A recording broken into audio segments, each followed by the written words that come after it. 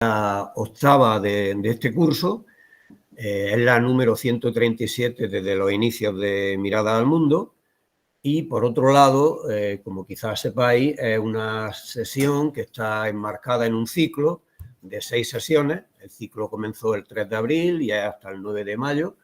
Esta es la cuarta sesión, que, como sabéis, tiene el título de Bioregiones, dos puntos, de la globalización imposible a las redes territoriales ecosostenibles.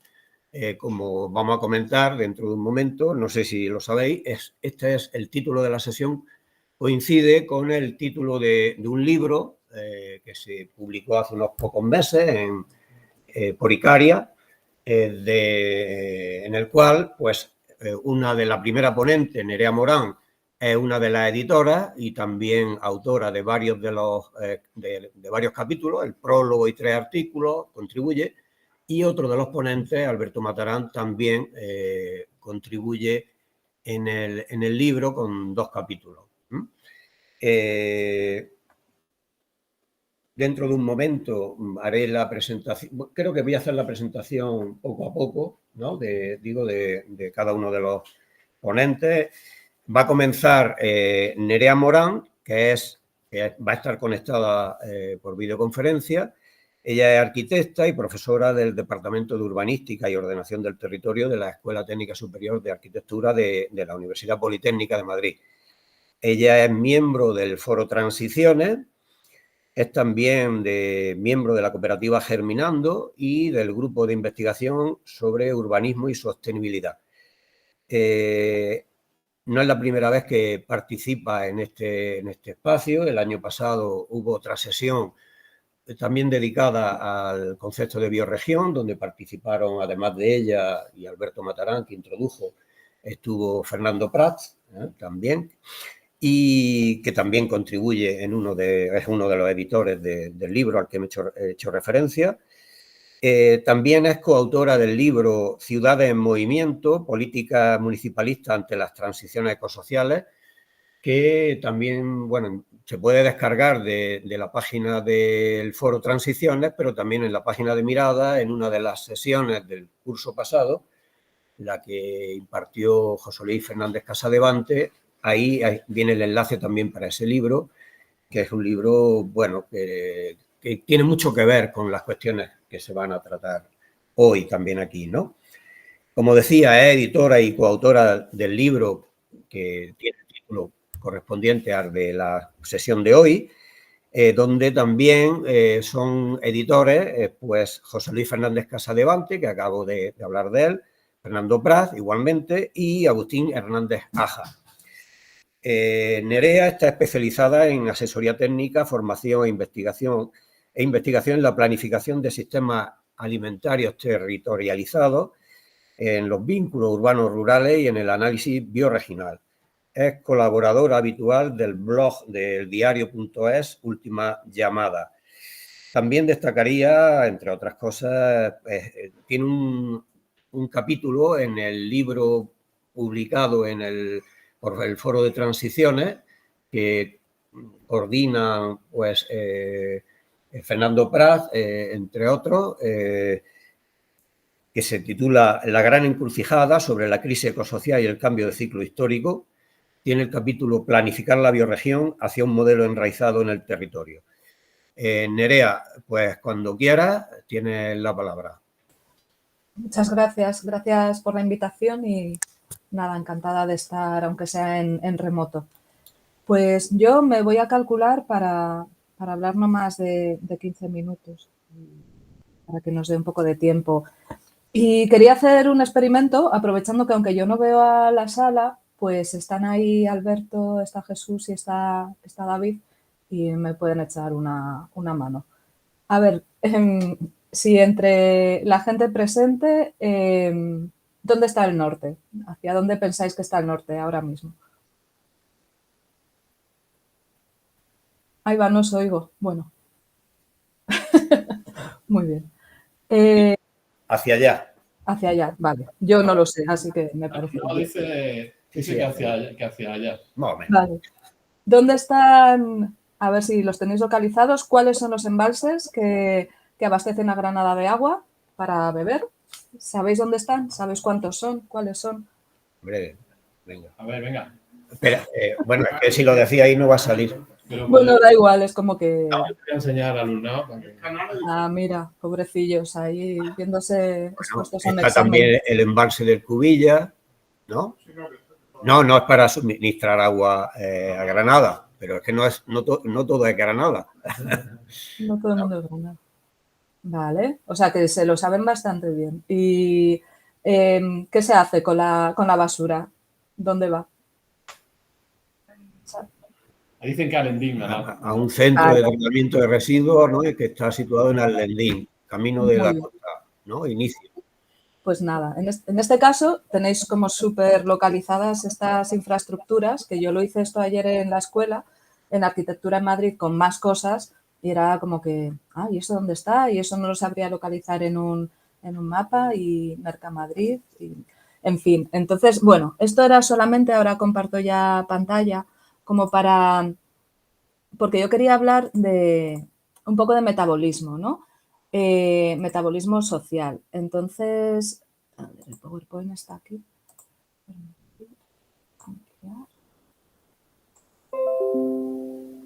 Sí, lo veis, ¿verdad? Lo veis ampliado.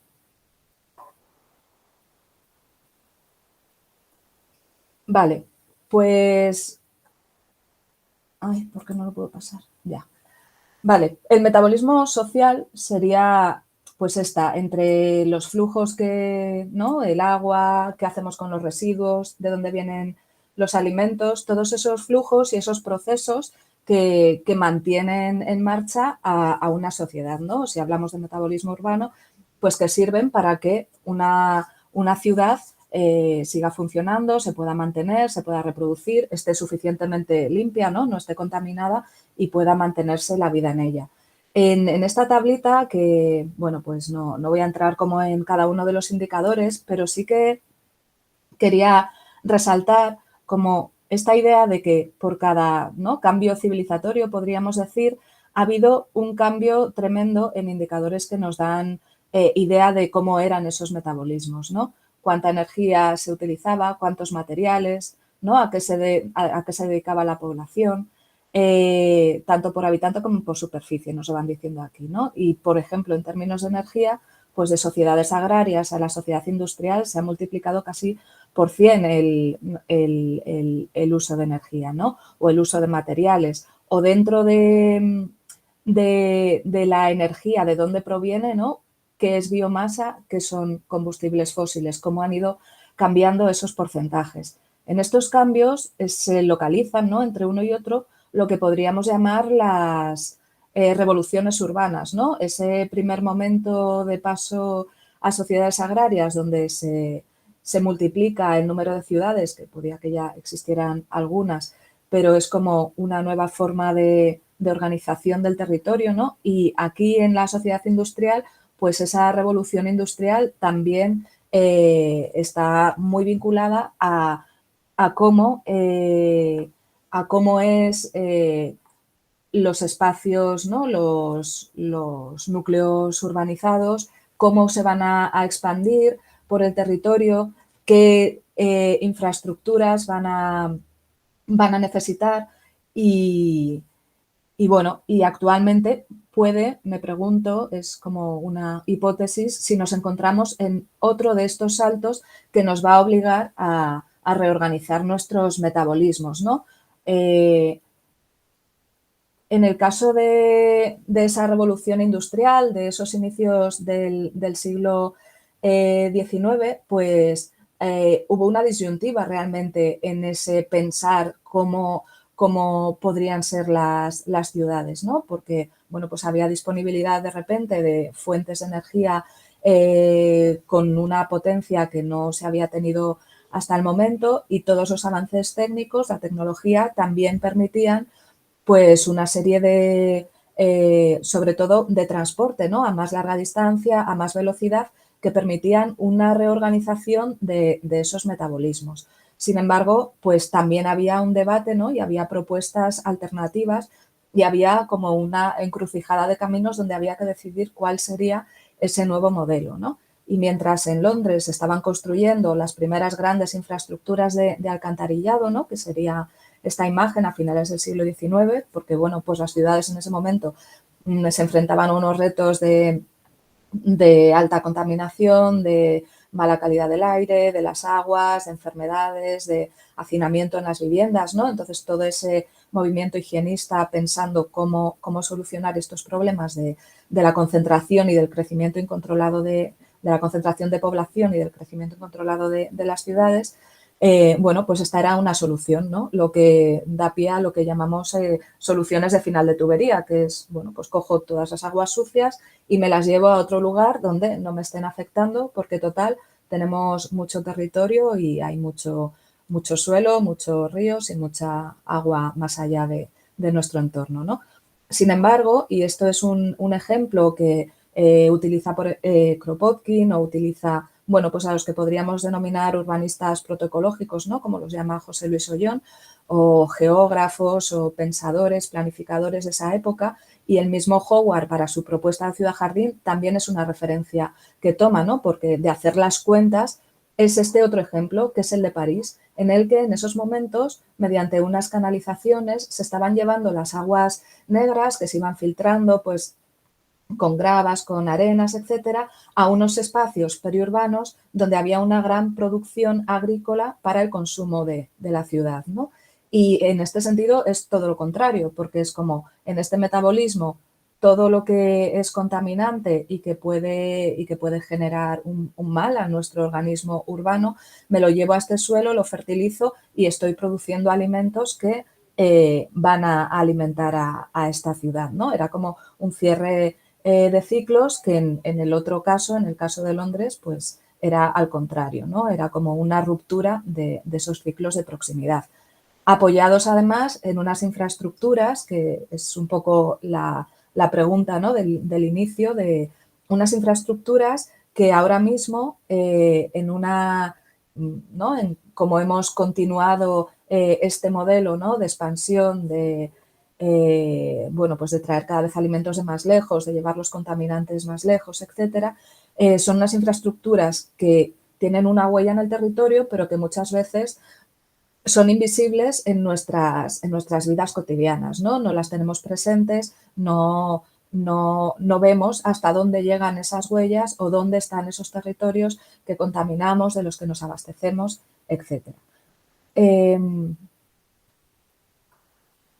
la crisis actual, pues bueno, hemos llegado a un punto en el que dependemos de unos circuitos globales que son además tremendamente vulnerables, porque pues con temas como el cambio climático, la escasez de recursos, la degradación también, ¿no? de espacios, la pérdida de biodiversidad, pues de repente todo este funcionamiento, todo este metabolismo fuera de límites controlables puede fallar, ¿no? Estos circuitos pueden fallar porque haya problemas en los espacios de abastecimiento, porque hayan problemas en las mismas rutas de suministro, ¿no? Porque haya una crisis bélica o una crisis, por ejemplo, con el trigo, ¿no? de Ucrania, o porque haya una crisis sanitaria. Si nos acordamos del COVID, del confinamiento, de repente dejaban de llegar cosas que necesitábamos a diario, o porque haya alguna crisis vinculada a cambio climático, alguna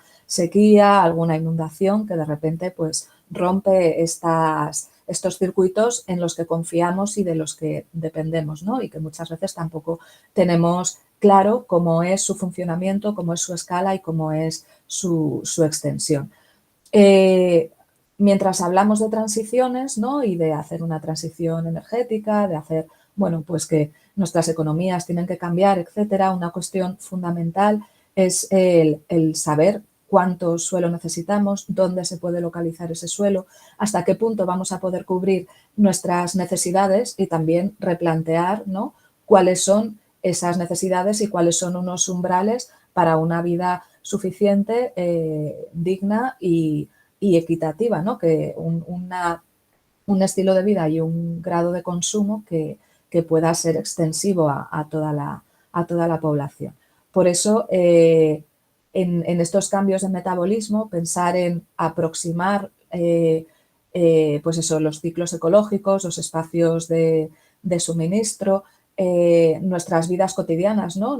Si pensamos también en el tiempo libre, en donde viajamos, cuando hacemos turismo, etcétera, pues es como un vuelco un poco conceptual de cómo nos relacionamos con el territorio o con los territorios, ¿no? Yo estaba leyendo, bueno, es que he empezado justo ahora y no os puedo ni leer ninguna cosa porque no me ha dado tiempo a subrayar, pero hay un libro nuevo de Marc Badal que escribe muy bien y que es siempre muy, muy interesante de leer y se llama Geografías ingrávidas, ¿no? Y plantea también como esta idea del desarraigo, de la separación de los territorios y de que hasta qué punto tenemos ahora capacidad como para volver a vincularnos de una manera muy estrecha con los espacios que habitamos, ¿no? Y sobre todo con los espacios más naturales o de paisajes culturales que requieren un conocimiento muy localizado, muy situado, muy, muy territorializado y muy profundo, ¿no? Para saber gestionarlos adecuadamente. Pero bueno, os lo recomiendo aunque no haya podido traer ninguna cita. Entonces, la idea esta biorregional tiene que ver con todo esto, ¿no? Lo planteamos como el espacio en el que podemos hacer las cuentas para ver cómo realizar esa transición que necesitamos, esa transición ecosocial. Lo planteamos también como un espacio en el que no es el objetivo lograr la autonomía absoluta, sino como lograr una serie de umbrales, ¿no? De autonomía para, según los recursos, según las posibilidades de cada territorio, pero también vinculado en redes, ¿no? De cooperación entre unos territorios y otros, porque ahora mismo no estamos como en la revolución industrial, que había mucho suelo ¿no? Muchos territorios sin conquistar, por decirlo de alguna manera, sino que ahora tenemos que gestionar ya unos territorios que están tremendamente artificializados y en nuestro caso, ¿no? En nuestros entornos más del norte, pues con una escasez de recursos respecto a la población que vive en ellos, ¿no? Sobre todo pensando pues, en eso, en nuestros grados de consumo actual. Entonces, bueno, pues esta es como esa idea o esa mirada biorregional, ¿no? La reorganización del metabolismo social, pero también un cambio cultural que vaya ligado pues, a una territorialización de nuestras vidas, de nuestra cultura, de nuestra política, de nuestra economía, etcétera, etcétera. Creo que según mis cálculos me queda un minuto, pero sí que, bueno, como para rematar un poco, pues sí, a la hora de abordar, ¿no? Con esta mirada o de intentar planificar o de intentar analizar, diagnosticar qué posibilidades tenemos, ¿no? Para reterritorializar estos metabolismos, hace falta una mirada compleja que tenga en cuenta pues, distintos aspectos sectoriales, ¿no?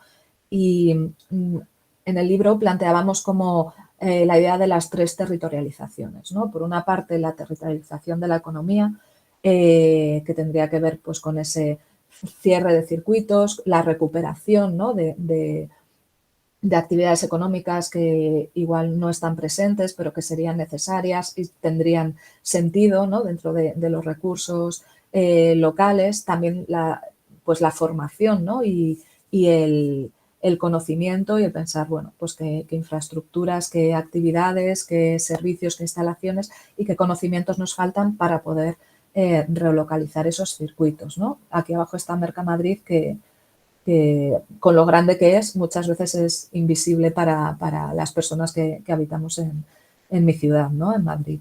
Por otra parte, estaría la territorialización política, que tiene más que ver, bueno, pues con cómo hacernos cargo, cómo gobernar colectivamente, cómo tomar decisiones, cómo entender los impactos que tienen las decisiones que tomamos sobre unos territorios que superan un poco los límites municipales o los límites en los que nos movemos cotidianamente, ¿no? Y es como tener una reflexión, una información, una capacidad como de entender esas relaciones y esos territorios que son muy complejos, ¿no?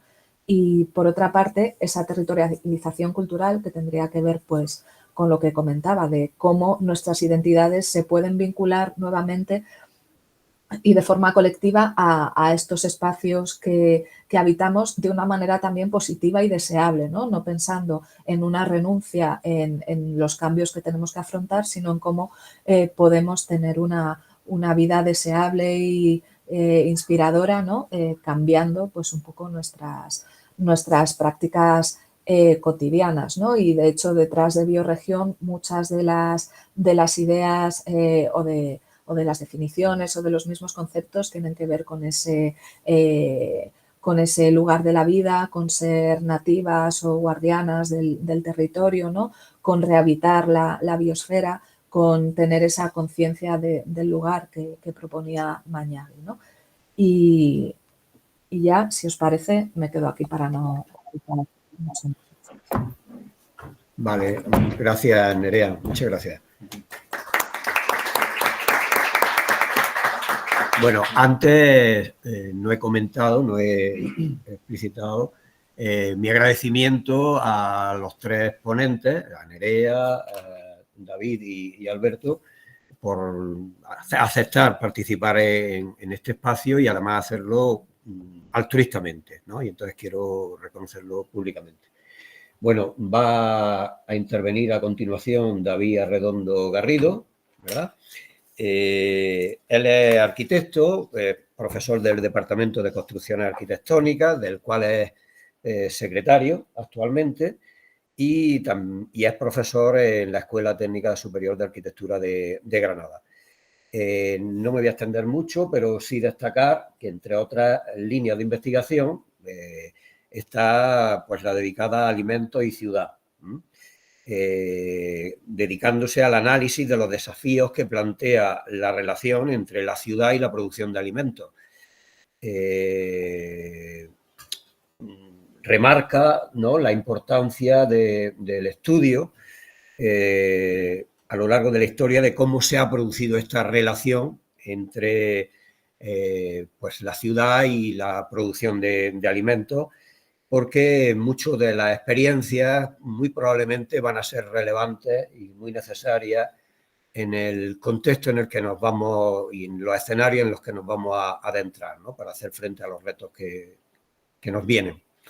Así que le paso la palabra a David. Muy bien. Cuando quiera. ¿El micro lo tenéis abierto? ¿Me oye? ¿Ahora? ¿No? ¿Ahora se me oye o no? ¿Me oye desde el final, sí? Sí. Va. Bueno, para irme viendo yo, como dos manos. Vale. Ahí. Muy bien, pido Nacho Caro. Bueno, pues nada, lo primero agradecer la invitación a Jesús. La verdad es que es un auténtico honor estar aquí en la sesión 137, ¿no? O sea, que son ya es un proyecto que lleva ya mucho tiempo y bueno, tenía como ganas también de participar, y agradezco a Jesús y a Alberto la invitación, ¿no?, a participar en esta sesión. Y bueno, muy contento de estar con Alberto y con Nerea, porque bueno, también han sido muy importantes en mi investigaciones. Muy bien. Mira.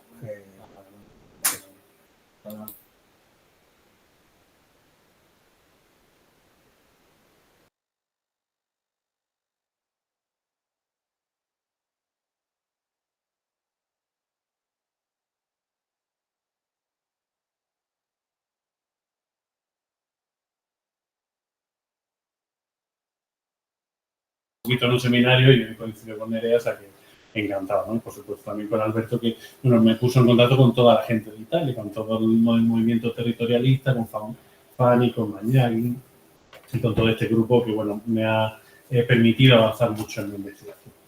Bueno, yo como es la primera vez que intervengo, pues me han dejado un poquito más, ¿vale? Yo voy a hablar un poquito más tiempo que mis compañeros. Y bueno, lo que os propongo es que algunos me conocéis, soy profesor de Historia de la Arquitectura, entonces, bueno, pues no me queda otra que hablar un poco de Historia de la Arquitectura, que es mi tema, y bueno, lo que quiero es centrar esta cuestión de la biorregión en la cuestión de la alimentación, es decir, en cómo nos relacionamos con los alimentos y cómo esto influye en nuestra relación con el territorio y con la biorregión, ¿no?, que creo que también se comentó anteriormente, ¿no?, en otra charla. Entonces, bueno, vamos a hacer primero una especie de recorrido histórico y luego, si da tiempo, ¿no? Si no me enrollo mucho, hablaremos también y aterrizaremos esto un poquito también aquí en la ciudad de Granada con algunos casos locales contemporáneos. Bueno, cuando hablo de este tema me gusta utilizar esta frase de Jonas Friedman, ¿no? Quizá los alumnos de arquitectura lo conozcan, ¿no? Este arquitecto, ¿no? Un poco utopista, ¿no? Que hacía esa maravillosa estructura, ¿no? Por encima de los cielos de París, pero cuando tenía una mirada también más sensata y más serena decía estas cosas, ¿no? Decía, la economía ecológica debe comenzar con la cocina. Y es que, bueno, la gestión de los alimentos, la gestión de cómo nos relacionamos con el territorio que lo produce, pues afecta directamente a cómo pues, gestionamos y nos relacionamos con nuestras regiones, con nuestros territorios. Esta imagen, que la usamos siempre, ¿no? Los que estudiamos estos temas, porque es una imagen magnífica y no por conocida, ¿no? Quería dejar de usarla. Es el fresco que hace Ambrogio Lorenzetti en la sala, el Palazzo Público de Siena, en la sala de Innove, en donde hace unos frescos magníficos, uno enfrente de otro, que se llaman Los efectos del buen gobierno. En un sitio habla del efecto del buen gobierno en la ciudad del campo, frente a la alegoría y los efectos del mal gobierno, ¿no? Una cosa como muy directa en la que Lorenzetti indica que, bueno, pues que solo una gestión adecuada y coherente entre la ciudad y su campo, entre el espacio que consume y el espacio que produce los alimentos, puede generar, pues digamos, una paz, puede generar una bondad, puede generar un buen gobierno, ¿no? Mientras que la situación contraria, pues indefectiblemente pues lleva al caos, ¿no? Ese campo yermo, ese campo abandonado, genera asimismo una ciudad ingobernable.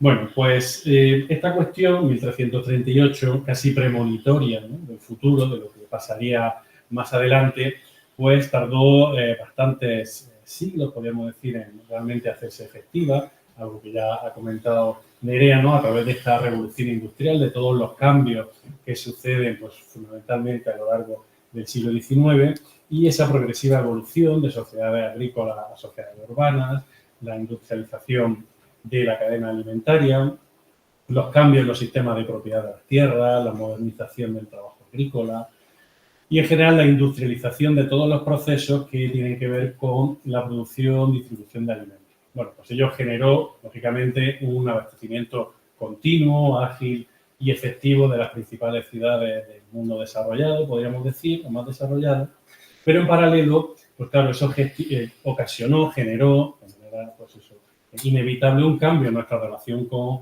la producción y el consumo de alimentos, ¿no? Una rotura, probablemente definitiva, de las relaciones históricas y naturales que se producen dentro de esa región productiva, ¿no? Ocasionando pues, la explotación de determinadas regiones en detrimento de otras.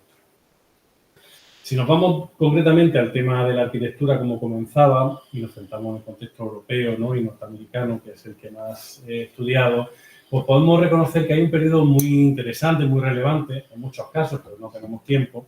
Y sí les quiero contar una serie de casos que yo entiendo que pueden ser ejemplificantes de ciertas miradas, bueno, yo considero de interés en cómo repensar la manera en la que nos relacionamos con lo que nos alimenta. Tenemos que situarnos en el final de la Primera Guerra Mundial, en Centro Europa, Alemania, Austria, países en donde realmente hubo problemas de abastecimiento reales, ¿no? En esos países en el año 19 y 20, pese a ser Alemania, se pasaba realmente hambre. Bueno, pues esto generó una serie de lecturas, de propuestas, que generalmente quedan fuera de las lecturas más ortodoxas de la historia del movimiento moderno, ¿no? Quedan un poco ocultas y yo creo que merecen la pena traerlas, ¿no? Son proyectos que proponían reconectar las dinámicas agrícolas y las rurales, la producción con el consumo de alimentos y hacerlo dentro de las ciudades y centro de los espacios residenciales. De manera que se hiciera un consumo, un ciclo alimentario integrado, ¿no? En los proyectos arquitectónicos, de tal manera como se puede hacer, ¿no? Los que conozcan un poco la arquitectura del movimiento moderno, pues la ventilación natural, la iluminación, la instalación de agua caliente, pues también integraron al mismo nivel la producción de alimentos.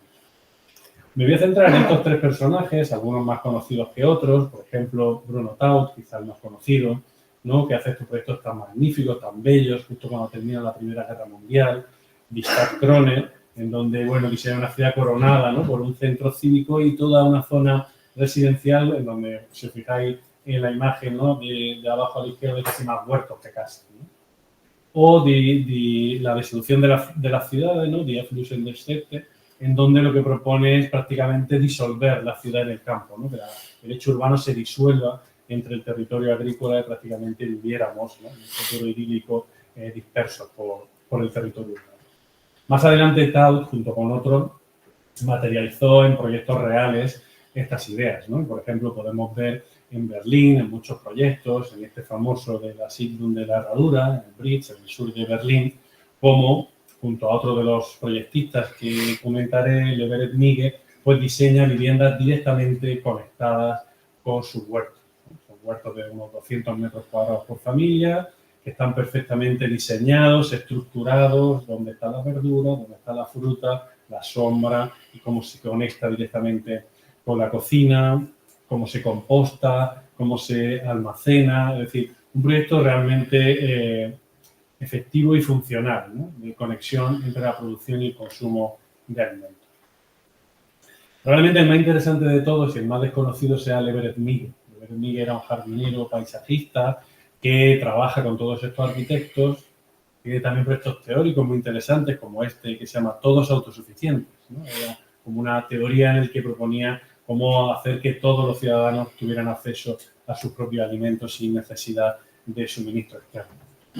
Bueno, esto un poco idealista, pero realmente este jardinero lo materializó y está su trayectoria llena de proyectos con planos, con medidas, con fechas, con momentos de plantación, con las relaciones, una cosa absolutamente exhaustiva de cómo tiene que funcionar esta cuestión para que sea efectiva, ¿no? Incluso una pequeña industrialización con carretillas, con pequeños invernaderos, ¿no? De alguna manera trabajar con asociaciones, con ayuntamientos para hacerlo efectivo. Hizo muchísimos proyectos, también intervino en el interior de las viviendas, diseñando un proceso de inodoros secos, ¿no?, para aprovechar los desechos humanos para también el jardín, ¿no?, perfectamente diseñado, organizado. Estamos hablando del año 1918, 19, 20, ¿no? O sea, que esto tiene ya más de 100 años y está perfectamente estructurado. Bueno, un personaje interesantísimo, ¿no?, que he estudiar en profundidad y bueno, que sigan investigando o leyendo sobre él. Otro personaje interesantísimo es Grete Lihotzky, ¿no?, esta arquitecta vienesa, que quizás sea más famosa porque, bueno, empieza trabajando con Adolf Loos y se va a Alemania y empieza a trabajar en Frankfurt con Ernst May, haciendo, entre otras cosas, la cocina de Frankfurt, ¿no?, famosa, ya está dentro del MoMA incluso. El MoMA ha comprado esta cocina como un hito de la modernidad, tiene un reflejo allí, muy interesante, también reflexiones sobre la emancipación de la mujer, sobre la dignificación del trabajo en casa. Bueno, pues lo que vengo a contarles es que Grete Lihotzky, aparte de hacer la cocina, en los huertos que había diseñado Mige, ¿no?, que les contaba anteriormente, diseña ella también esas casetitas que se ven ahí, ¿no?, esas casetas de huerto que están ahí dispersas. No son algo anecdótico, sino que Grete Lihotzky, con la misma precisión, rigor y funcionalidad, diseña esas casetas al milímetro, ¿no?, como se abre una puerta, donde se deja la bici, cómo se coloca los diferentes aperos, una mesita que se hable para comer algo. Es decir, una conexión directa y, diríamos, racional entre la producción en los huertos y el consumo en las cocinas, ¿no? Es decir, esta conexión tan directa, difícil de encontrar, ¿no?, alguien que haya sido capaz de llegar hasta este extremo, y además está muy poco estudiado. Bueno, pues estos proyectos a mí me interesan mucho y creo que son interesantes que ustedes los conozcan, pero quizás casi son anecdóticos, porque son muy poquitos proyectos que influyeron muy poco en el proceso. El proceso natural fue la progresiva y la continua industrialización y el aumento, ¿no?, de los procesos de industrialización, como les digo, de la cadena alimentaria, haciendo cada vez más distante, más lejana la relación entre un territorio que consume y su entorno que produce, ¿no?, en general una bioregión que se relaciona entre sí. Y bueno, también porque conozcan personajes interesantes que quizás les pueden llamar la atención, hay dos que les voy a, que seguramente no conozcan, son mucho más desconocidos, y uno es es Malcolm McLean, que era un empresario de camiones, una empresa de camiones, y él lo que hizo fue invertir para diseñar una caja que se pudiera meter en un camión, luego se llevara a un puerto, se metiera en un barco, ¿sabes de lo que le estoy hablando, no? Es decir, el contenedor de transporte pues fue diseñado por el equipo de Malcolm McLean y lo empezó a trabajar con el ejército americano y a partir de los años 60 pues ya hizo que los puertos dejaran de ser eso, como el de Nueva York, y los 40 y pasaron a ser como el de Busan, ¿no? Y ya cambió por completo nuestra relación con los productos. Ya se pueden traer no solo alimentarios, productos de cualquier sitio de una manera más cómoda, ¿ya? No hay que hacer todo eso días y meses, ¿no? Para cargar y descargar el lugar. Pues, por supuesto, se refrigeran y ya vamos a otro nivel. Y este otro señor, que es Bernardo Trujillo, menos conocido quizá, que fue un comercial de máquinas registradoras, ¿no? Un comercial de máquinas registradoras. Bueno, pues este hombre lo que consiguió fue que se inventó unos cursos, unas teorías, y fue por el mundo vendiendo sus máquinas con una serie de teorías. Bueno, esos que ven ahí sentados son el director de Continente, de Auchan, ¿no? El campo de la FNAC, de Leclerc, de Conforama, es decir, todo un conjunto de directores de las más importantes empresas francesas del sector comercial, que son las que revolucionaron el modo en el que nos relacionamos con cómo compramos, ¿no? Entonces, este hombre, Bernardo Trujillo, tenía un decálogo que iba implicando a ellos para, digamos, aumentar las ventas, que es lo que conocemos, ¿no? Es un centro comercial, precios bajos, autoservicio, importancia de la publicidad, todo bajo el mismo techo, sin ningún tipo de distracción externa, aparcamiento y por lo tanto fuera de la ciudad, un circo, un espectáculo permanente, ¿no? Música, historias que no... Bueno, una serie de cuestiones que seguro que os suenan porque es cómo funciona cualquier centro comercial y que, probablemente junto con otros, ¿no? Pero tuvo mucha influencia este personaje en los años 50 y cómo le trasladó, ¿no? Esa idea a estos comerciales. De tal manera que para la mayoría de nosotros la relación con los alimentos se parece más a eso, ¿no? A eso que vemos ahí, que a otra cosa, ¿no? Y además, bueno, pues la evolución contemporánea de la agricultura ha generado que, yo quiero mucho Almería, tengo mucha familia en Almería, pero realmente, digamos, este tipo de construcción, este tipo de agricultura, lo que genera es lo que algunos autores llaman un verano eterno, ¿no? El Eternal Global Summertime, ¿no? Se llama literatura anglosajona, es decir, que en cualquier momento, en cualquier lugar, se puede acceder a cualquier producto, ¿no? Lo cual está muy bien, está genial comerse una piña cuando uno quiera, pero como creo que comprenderán, pues no es muy razonable, ¿no? Nuestra relación con nuestro medio ambiente.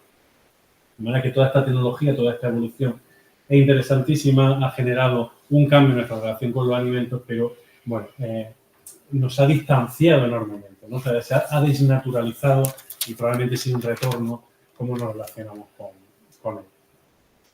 Y bueno, esa visión catastrófica, ¿no? Que estoy dando, pero creo que es realista, creo que podemos de alguna manera ver iniciativas que la contrarrestan a una escala mucho menor, pero que de las cuales podemos ser partícipes y podemos estar implicados, ¿no? En estas relaciones, digamos, más naturales y más directas, ¿no? Por ejemplo, estoy seguro que todos han visto y cómo está resurgiendo el tema del mercado de las producciones locales, ¿no? Luego si da tiempo hablamos desde aquí del propio ecomercado, que estáis algunos alumnos trabajando, ¿no? En algunos casos se ha quizás turistificado, pero en cualquier caso están dando lugar y posibilidad de que los ciudadanos contacten directamente, ¿no? Con los agricultores y eliminando muchos elementos intermediarios, conociéndolos, ¿no? Teniendo relación directa con ellos. Se han inventado también sistemas interesantes, ¿no? De venta directa, ¿no? Diferentes sistemas que seguro que algunos conocen y que, bueno, que funcionan, vaya que sí funcionan, ¿no? Fijaros aquí que hasta incluso en Venecia los venecianos se ponen en contacto con agricultores de la isla, los meten en barcas, organizan su, ¿no? La box scheme, estos que les llaman, las cajas, y cada familia que ha contratado este servicio directamente con los agricultores, con las cooperativas, les llega a casa.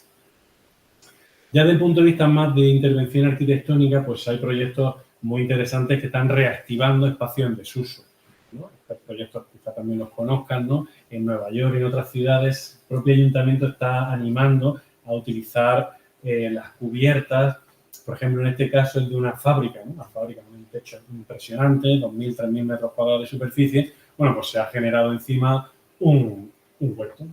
Eagle Street Rooftop Farm. Es una granja que está en Brooklyn. O en Berlín, por ejemplo, sobre donde había una gasolinera con el suelo esquilmado, ¿no? por la gasolina, pues se hizo desde hace unos años un proyecto muy interesante que se llama Prinzessinnengarten, que han utilizado las cajas de cerveza y de pan para sobre ellas colocar la tierra y cultivar, ¿no? En un sitio, además, con ebullición continua de gente, es hiperactivo, un sitio interesante con gente de todos los lados. Y más cerca, pues, por ejemplo, la ciudadanía ha conseguido, peleando y luchando vecinalmente, que se utilicen espacios que estaban en desuso y que entendían les pertenecían, ¿no? Como por ejemplo el descampado que había en la zona de Miraflores, que se convirtió en un parque, y una gran parte de ese parque es un parque agrario, ¿no? Un parque agrícola donde los vecinos van a plantar su huerto. Bueno, pues creo que es interesante que desde el punto de vista de la arquitectura, quizás esos enfoques que veíamos en los años 20 del siglo pasado no se están dando hoy, o al menos no se están dando de manera relevante.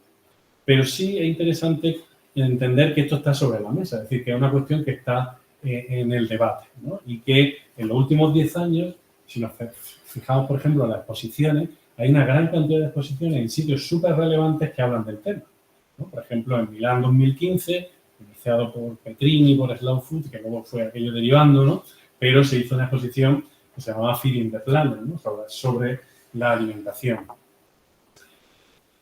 Exposiciones como la Ville Fertile en Francia, esta interesantísima de Sébastien Magot, que es un investigador francés que les recomiendo que lean y que conozcan, que hizo en la Trienal de Arquitectura de Lisboa en el 19, una exposición que se llamaba Agriculture and Architecture Taking the Countryside, ¿no? O sea, poniéndose del lado del campo, ¿no? En vez de del lado de la ciudad, que es el que normalmente nos ponemos. Y este es quizás el más famoso y también quizás menos interesante, por lo menos para mí, el Countryside the Future de Rem Koolhaas, que estuvo en el Guggenheim, mucha repercusión, pero bueno, personalmente yo creo que el enfoque que daba era entender el campo, el territorio como un lugar de oportunidad. Es decir, esto es, fijaros lo que tenemos y todo lo que podemos hacer, ¿no? En vez de entender cómo mejorar nuestra relación con ellos, ¿no? Un espacio de oportunidad. Y bueno, aquí tuvimos en Madrid la Ciudad del Futuro de la Huerta a la Mesa, y muy recientemente hasta el Pabellón de España, que si no lo han visto, pues se pueden meter en internet y pueden ir viendo lo que están haciendo, con comisario granadino, Eduardo Castillo. Un proyecto muy interesante, complejo. Yo de primera me chocaba un poco, luego conocí a Eduardo y me lo explicó, lo estuvimos viendo, y es un trabajo espectacular, muy interesante, muy creativo. Tienen un proyecto que se llama Recetas Totales, que a partir de un plato nos explican qué implicaciones tiene ese plato, ¿no? Una tortilla de patata. La patata, ¿de dónde sale? El huevo, el aceite. Entonces empiezan a ver, ¿no? hasta dónde llega, hasta qué territorios afecta el hecho de que nosotros nos hagamos una tortilla de patata, la sal, de dónde viene, el consumo eléctrico, ¿no? O sea, una cosa súper interesante, muy creativa, y que para mí lo más importante es que nos hace reflexionar que el acto de comer, de la alimentación, no es un acto inocuo. Es decir, lo que hacemos, lo que comemos, influye en nuestros paisajes.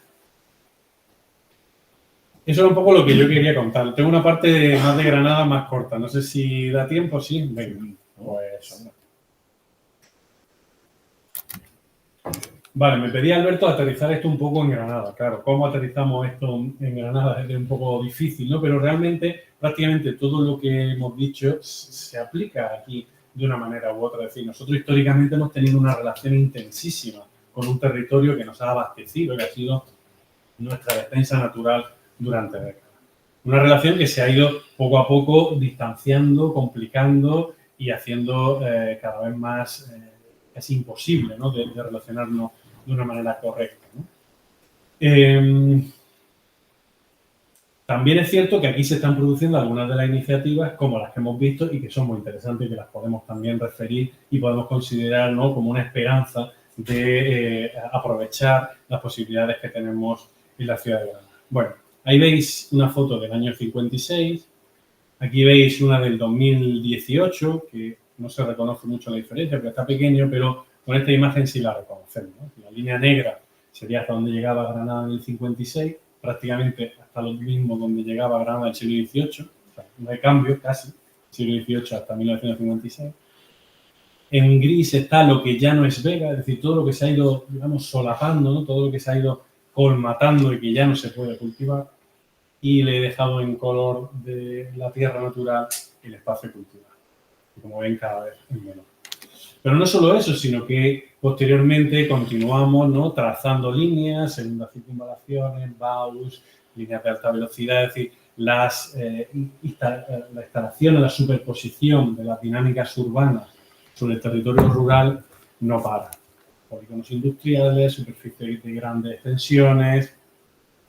En definitiva, todo ello lo que genera es eso que les dibujo en naranja, que son un espacio tensionado. ¿Vale? Unos espacios que son espacios agrícolas, pero que se ven sometidos a la presión tanto del espacio urbano como de todas estas infraestructuras que atraviesan el territorio. Y bueno, mi intervención en Granada era simplemente para hacerles ver las posibilidades que tienen esos espacios que yo llamo en tránsito, ¿no? Esos espacios transitorios que están en un lugar bastante indefinido, ¿no? Es decir, aquí tienen algunas imágenes, seguro que algunos reconocen los lugares. Estos espacios son urbanos, son rurales, ¿qué son? Son suburbanos. Realmente desde cualquier sitio, ¿no?, de esas dos imágenes hasta la ciudad no se tarda ni 5 minutos andando. Eso tampoco es suburbano. Es decir, hay un espacio netamente urbano, pero hay plantados olivos, maíz, hay higueras, hay frutales. Entonces, es un espacio dificilísimo de calificar y de cualificar. Además, no solo eso, sino que es un espacio tremendamente frágil. O sea, son lugares que están a expensas de ser recalificados. Son terrenos que están a expensas de cambiar de uso. Por lo tanto, se abandonan. Se introducen sobre ellos usos que no son los propios, debido a esa tensión. Y, sin embargo, al estar tan cerca, resulta que son espacios que tendrían unas posibilidades tremendas para convertirse en los lugares donde precisamente relacionarnos con ese entorno que tenemos cerca, ¿no? Lugares en donde crear actividades que precisamente nos reconecten por su visibilidad, por su cercanía, por su facilidad, ¿no? Es decir, ¿qué pasa? ¿Qué hacemos con esos espacios? Las normativas urbanísticas no lo han sabido entender, en ningún espacio, ninguna de las normativas que hemos tenido últimamente se cualifica eso de una manera singular, creo que en el PEGOM ahora tampoco. Y claro, si no los cualificamos, si no los protegemos, pues van a acabar sometidos, ¿no?, a las máquinas, van a estar sometidos al hormigón, van a acabar sometidos al asfalto, como ha pasado con esos terrenos, ¿no? Esos caminos rurales asfaltados, esos campos absolutamente defenestrados, ¿no?, después de la colocación de un espacio de movimiento, ¿no?, de infraestructura. Y bueno, como saben, ¿no?, muchos de los que están aquí, pues la ciudadanía de Granada no se ha estado quieta ante ello, hay movilizaciones, es muy importante lo que ha hecho Salvemos la Vega, mucha movilización, la ciudadanía está cada vez más atenta, ¿no?, a esto que es lo que pasa. Y bueno, yo apoyo y yo sigo un poco esta idea de Pepe Castillo de que su calificación como zona patrimonial, su protección en la normativa patrimonial como zona patrimonial, pues probablemente sea la mejor manera, ¿no?, de contener estos avances. Además, hay otras iniciativas menores que, bueno, que como decía antes, no cambian nada, pero sí nos van cambiando poco a poco, ¿no? Y estos territorios cercanos, pues, están llenos de estos huertos urbanos que cualquier ciudadano puede alquilar por poquito dinero, se coge la bici, va allí, son sitios súper agradables, una relación con los productos, están mis niños, mis mujeres, están en el huerto que hay al lado de Neptuno. Es decir, son sitios como muy buenas iniciativas que van un poco en pro de esto. Por supuesto, el ecomercado, ¿no?, que Alberto y todo su equipo de Plan País organizaron y que era de un proyecto de investigación que se ha acabado hace un montón de años y ahí sigue. O sea, ahí sigue porque funciona y porque la gente lo quiere, ¿no? Que las cosas cuando se hacen, bueno, pues ahí quedan, ¿no? Y bueno, hay exposiciones, esta que ven ahí, Vega, que la que yo participaré, se inaugurará el 21 de mayo en La Madraza, ¿vale? Pues si están interesados, pues se va a hacer una exposición de fotografía con artistas, pero en que también se tratará este tema. Y bueno, simplemente cerrar, ya no sigo más, transmitiendo esa idea, ¿no?, de que tenemos la posibilidad de reconectarnos con un terreno agrícola, rico, sano, fértil, y que quizá los gobiernos municipales, pues en vez de proponer más centros comerciales, como han propuesto aquí, ¿no?, en la piscina Miami, que está recién propuesto un centro comercial absolutamente banal, como si estuviera en cualquier otro sitio, o estaciones de AVE, o metros, o recintos feriales, pues que podamos entender ese espacio de transición como lugares quizás ideales para una puesta en valor, una visibilización de nuestra relación con este territorio, de la Vega de Granada, y con los productos, ¿no?, que nos han ido abasteciendo y nos han ido alimentando. Y esperemos que así siga en el futuro. Así que nada, muchas gracias. Muy bien.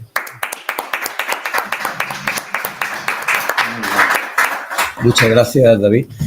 Bueno, pues va a tomar la palabra ahora Alberto Matarán, que, bueno, tengo que dar algunas notas para, digo, sobre todo para dejar constancia, ¿no?, en la grabación, que muchos y muchas ya lo conocéis. Es profesor del Departamento de Urbanística y Ordenación del Territorio de la UGR.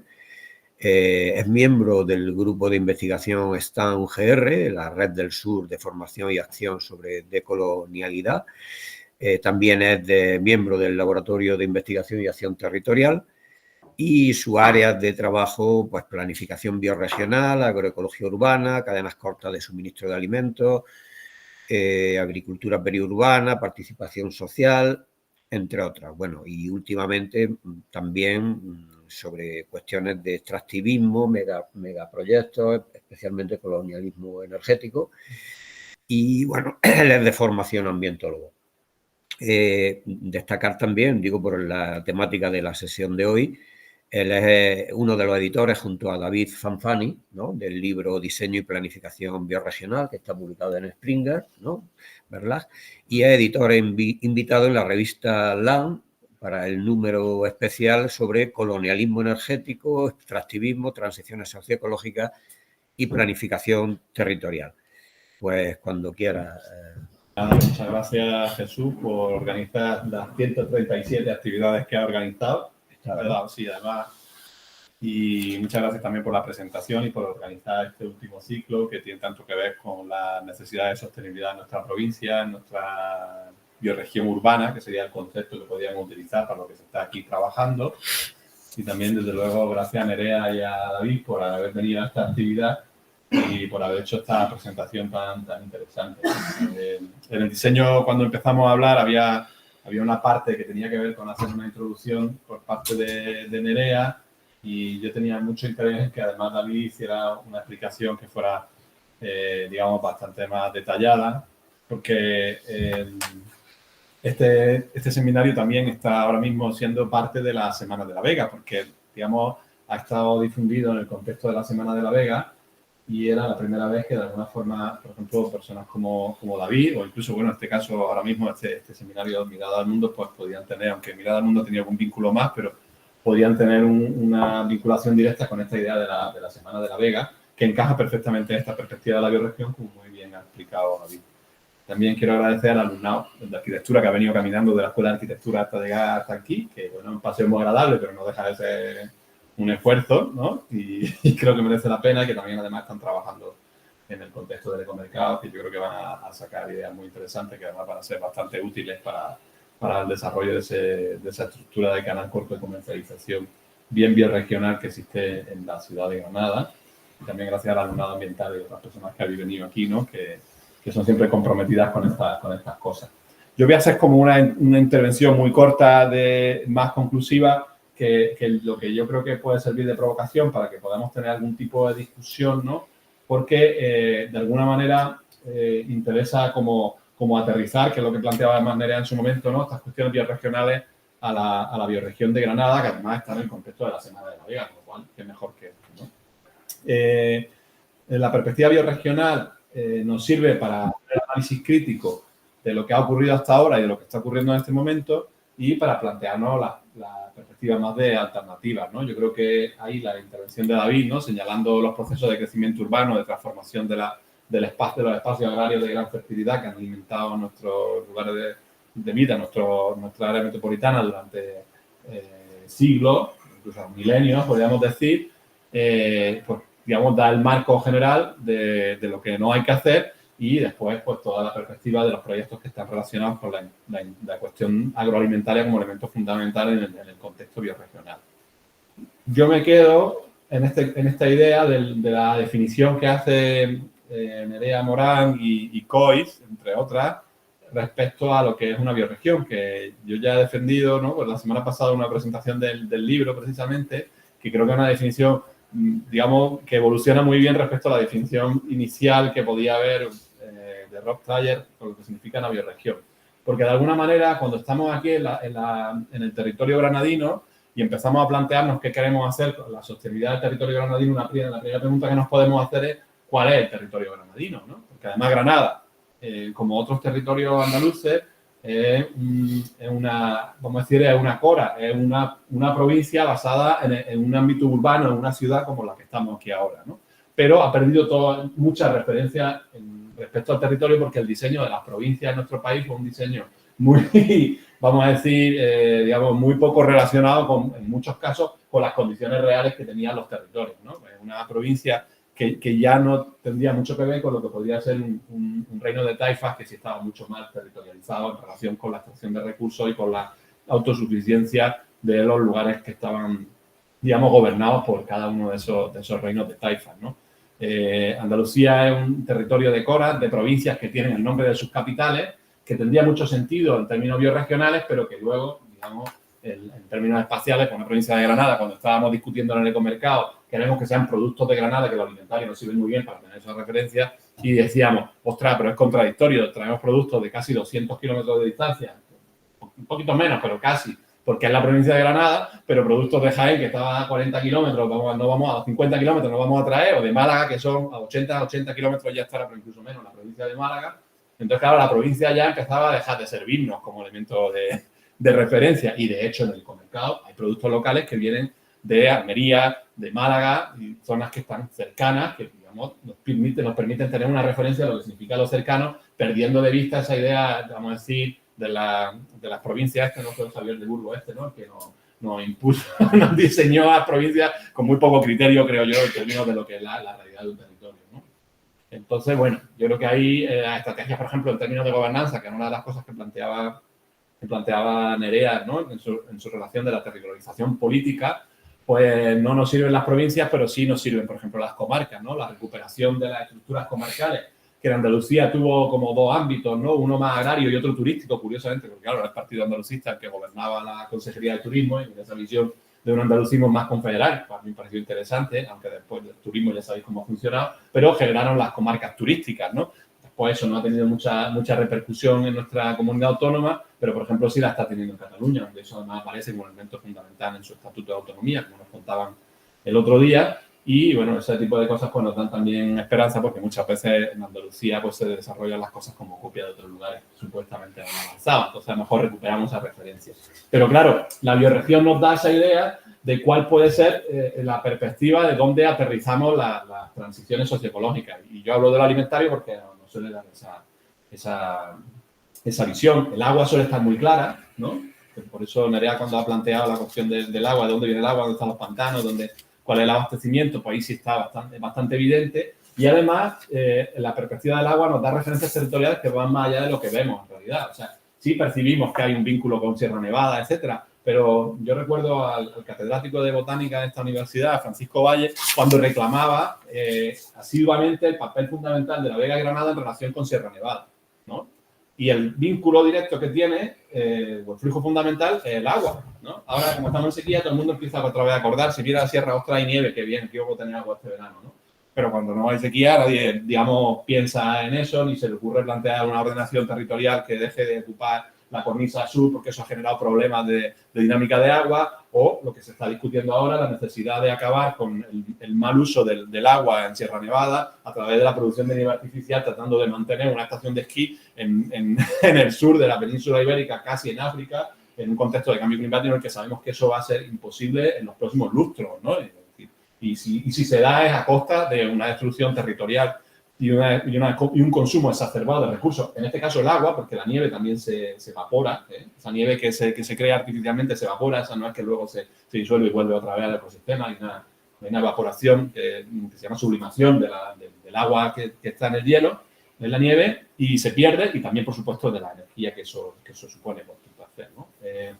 Entonces, bueno, esa idea de la bioregión pues, nos permite empezar a aterrizar todo esto y dar una referencia, aunque evidentemente no vamos a marcar líneas. O sea, todo esto, además, Nerea hablaba de umbrales que me parece muy interesante, ¿no? Y yo he señalado con las discusiones que hubo en su momento en el ecomercado sobre cuáles eran los productos locales, los productos que se podían poner en el ecomercado. En el ecomercado es una estructura claramente biorregional, ¿no? Que los canales cortos de comercialización tienen la distancia como elemento fundamental. Pero la distancia es una cuestión que debemos tener en cuenta con todos los rangos que sean necesarios y, evidentemente, con todas las contradicciones. En ese proceso hacia la autosuficiencia que tenemos que construir en un contexto de agotamiento de los combustibles fósiles y de emergencia climática, pues evidentemente habrá un tiempo en el que seguiremos teniendo muchas contradicciones en términos del consumo de energía y de materiales y cuanto menos tiempo mejor, porque la situación entonces en el futuro será también mejor, tendremos menos problemas, menos conflictos y, digamos, iremos reduciendo y articulando esos espacios de autosuficiencia que de alguna forma se señalaban en las interpretaciones que hacían las dos personas que me han precedido, Nerea y David. En esa perspectiva de espacio de autosuficiencia queda muy claro que La Vega juega un papel fundamental. Yo recuerdo investigaciones como las de Javier Calatrava, es un investigador, un sociólogo agrario del Instituto de Formación Agraria y Pesquera de la Junta de Andalucía, que tiene una sede en plena Vega de Granada, o sea, que hace investigación y formación agraria.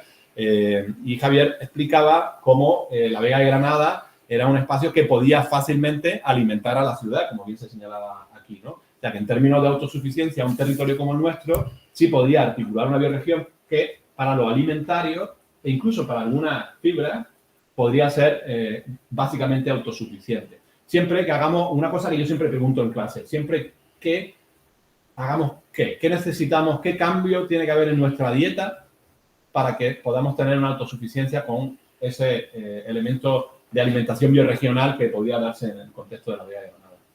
¿Qué cambios tendríamos que producir en nuestra dieta? ¿Lo podéis decir? Ahora ya que podemos empezar a animarnos, porque después tenéis que intervenir un poco y tenéis que opinar, criticar, preguntar.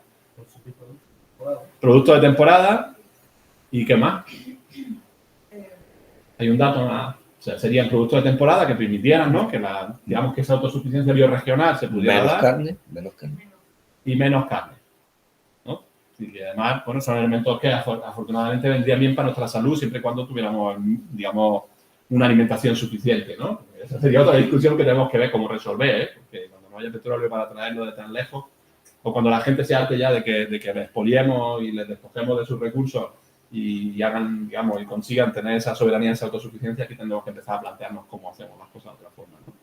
Entonces, bueno, pues tendríamos que hacer esos dos cambios, pero tendríamos la posibilidad de articular en un contexto además de una bioregión histórica, ¿no? Sobre la base de esas referencias históricas que tenemos, porque se han mantenido en otros lugares, ¿no? Se han perdido, se han destrozado por la expansión urbana o se han destrozado porque básicamente no se han cuidado, curiosamente. En su momento hicimos un estudio hace ya 10 años de las vegas de Andalucía y del norte de Marruecos, ¿no? Era un proyecto con la Diputación de Granada en el que trabajaba Juan Requejo Liberal, uno de los expertos en temas de autosuficiencia conectada, también autor de uno de los capítulos del libro, y José María Martí Cibantos, que creo que va a venir a este ciclo en otra final, ¿no? Bueno, pues otro de los expertos en temas de agricultura y sobre todo en la cuestión de la acequia y de la recuperación de los sistemas de regadío históricos. Claro, os aconsejo que lo sigáis a ambos, ¿no?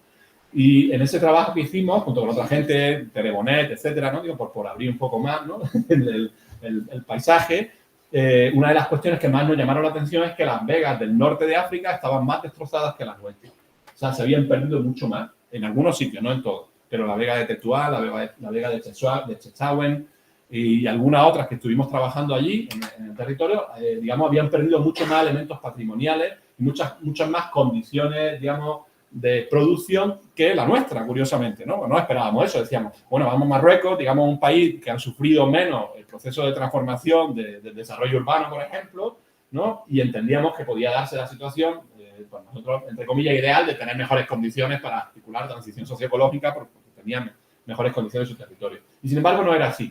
No era así, yo creo que por un lado también, por la importancia que tienen estos territorios los que estamos aquí ahora mismo, ¿no? O sea, la importancia de las vegas que habitamos es mucho mayor de la que nos creemos en relación con otros territorios. Cuando hablamos de esta exageración de los lugares más fértiles de Europa, pues creo que no sé si es exactamente así, habría que discutirlo, sobre todo por el agotamiento histórico de estos suelos, pero sí son lugares muy fértiles. Y por otro lado, porque la agricultura también ha sido destrozada y los espacios agrarios por la agricultura industrial, ya no solo por la urbanización. Es decir, la agricultura industrial ha transformado los territorios, acabando con muchos de ellos y sobre todo con esa perspectiva histórica de larga duración de esas estructuras que son las que ahora, por ejemplo, nos permiten decir que aquí somos autosuficientes en términos alimentarios, si fuera necesario, o si lo conseguimos, ¿no? Si nos ponemos de acuerdo para hacerlo, ¿no? Que sería lo suyo. Y, bueno, en particular había una de Las Vegas, que era una vega que estaba ocupada por plantaciones para producir drogas que se consumen, por cierto, en nuestros territorios. O sea, que esa destrucción de esos lugares está relacionada con consumos exosomáticos, innecesarios y muy extractivistas que hacemos en el norte global y en las periferias, ¿no? En lo que se puede llamar Europa, ¿no? O sea, eran lugares donde se producía, ya sabéis, el tipo de drogas que producen sobre todo en el norte de Marruecos, que había acabado, bueno, pues claro, porque a la gente le pagaban, hay miseria y necesidad y la gente pues cultiva lo que puede o lo obligan también. Que cualquiera en ese territorio dice, no, yo no voy a cultivar drogas, no sé cuántos minutos iba a durar allí sin que, ya sabéis, ¿no? Entonces, bueno, ya aparece toda esa perspectiva de las estructuras históricas que nos sirven de referencia para replantearnos esa idea de la autosuficiencia, donde el agroalimentario es un factor fundamental, con lo cual la bioregión aterrizada en Granada incluye como elemento clave la Vega de Granada. De ahí que la población que tiene un vínculo identitario, cultural con ese espacio, es nuestro lugar de vida, como decía Nerea, ¿no? La territorialización de nuestro lugar de vida es esa interpretación. Ayer en Santa Fe estuvimos en una asamblea donde había 100 personas, más de 100 personas, la mayor parte de agricultores y agricultoras del entorno y de la zona del Temple, que es el entorno de la Vega de Granada, muy preocupadas porque hay un proceso de expansión de megaproyectos de energía renovable en el que, entre otras cosas, les van a expropiar sus tierras para construir líneas de alta tensión, 33 hectáreas de chopera para construir líneas de alta tensión y 3 megaplantas de energía renovable en el entorno de la Vega de Granada, que van a acabar con olivares centenarios o con olivares en gran producción y con otros lugares, digamos, de producción agraria en ese espacio. Bueno, pues, digamos, lo que aparecía ahí, aparte de gente preocupada por sus propiedades agrarias, por sus vidas, por sus trabajos, por su tierra, eran gente preocupada también por su propia identidad, ¿no? Por las referencias territoriales que tienen, ¿no? Entonces, esa movilización que aparece en ese contexto, todo lo que ha contado David de la defensa de la Vega, la propia existencia de la Semana de la Vega en este momento, representa todo esto. Y claro, ya no se hacen ese tipo de encuestas, pero cuando hace 15 o 20 años había todavía algunas encuestas donde preguntaban por cuáles eran los elementos que a la gente de Granada más le importaban, generalmente la Vega de Granada y la no construcción y no ocupación urbana de la Vega de Granada aparecía por encima del 60% de la ciudad de Granada. En los momentos álgidos de la burbuja inmobiliaria, donde la mitad de la gente vivía de una forma o de otra de la construcción. Y sin embargo, más del 60% de la población de ciudades como esta decía que había que mantener la Vega y no construirla, ¿no? O sea, quiero decir, hay un vínculo identitario que se añade a todo esto, porque al final también hay una referencia que tiene que ver con la necesidad de tener raíces, pero también una referencia que tiene que ver con esa idea de que en un territorio en buenas condiciones que dé esas posibilidades de autosuficiencia, aunque ahora mismo no sean, digamos, así ni a priori no sean necesarias, pero también, digamos, aparece en nuestra visión, ¿no? Es la intuición, yo creo, también de lo urbano, ¿no? Entonces, bueno, ahí la bioregión nos aporta muchas referencias en este contexto, ¿no? Y de nuevo, lo agroalimentario es fundamental. Lo energético sería diferente. Yo estaba ahí dándole vuelta a la cuestión de la bioregión energética. El agua es bastante clara, lo alimentario bastante claro y además bien trabajado por todos los ejemplos que ha contado David, etcétera. Y además encaja dentro de la perspectiva de la definición que plantea Nerea, ¿no? y compañía, ¿no? Del soporte de vida, de la autosuficiencia, de las redes cooperativas, ¿no? Como los territorios cooperan entre ellos, del metabolismo social, del cierre de ciclos, ¿no? Así, toda esa estructura aparecería ahí y el tema energético, pues, es diferente. Hay iniciativas muy interesantes frente a estos megaproyectos de energía renovable que lo contamos hace 15 días en este mismo seminario. Yo, las personas que están aquí, las que están online, pues les animo a que escuchen por lo menos una parte de esa sesión, porque, digamos, sí hay una perspectiva de posibilidad de autosuficiencia energética en términos de la producción de energía eléctrica con fuentes renovables, en el contexto, vamos a decir, de una bioregión de Granada de escala un poquito mayor a la que se plantearía en términos alimentarios, ¿no? Agroalimentarios, es decir, lugares donde se podría producir energía solar fotovoltaica y energía eólica,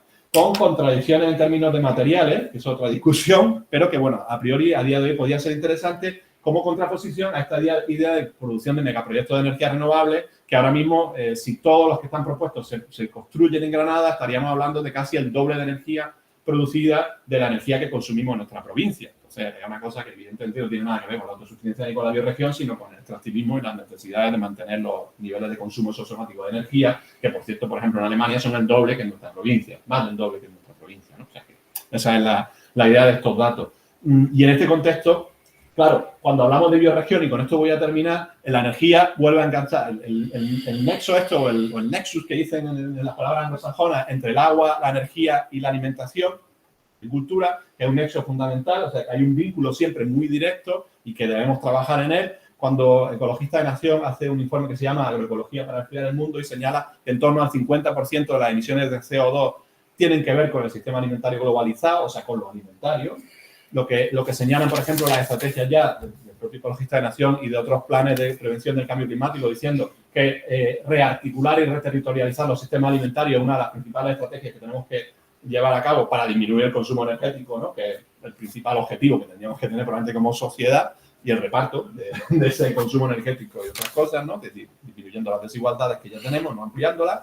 Pues en este contexto yo creo que se vincula claramente esa perspectiva de la rearticulación del sistema alimentario territorializado y las cuestiones del agua y de otros elementos que vienen acompañados, por ejemplo, lo que yo señalaba, la fibra, incluso el elemento constructivo, por ejemplo, la madera, etcétera, para la rehabilitación, la regeneración urbana, etcétera. Digamos que nos generaría una aglomeración urbana donde los consumos energéticos serían mucho menores, con lo cual esa soberanía energética, esa autosuficiencia energética de la que yo hablaba anteriormente, podría ser mucho mayor. Y ya hay tendencias que van en esa línea, igual que en términos agroalimentarios las hay, es decir, esto es la agroalimentación de cercanía está de moda, y además hay tendencias que la acompañan por un incremento de precios de los insumos agrarios y de los combustibles, ¿no? Eso es así.